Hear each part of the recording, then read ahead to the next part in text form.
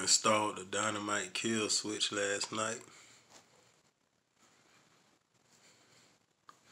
Carbon wrapped the battery tray and the servo tray. And also carbon wrapped the body. All the orange that was on there.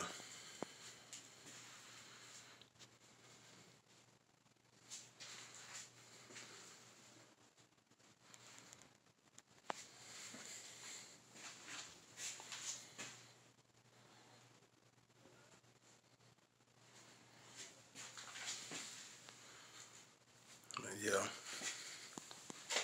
now I can just kill it with the remote when the red light go off.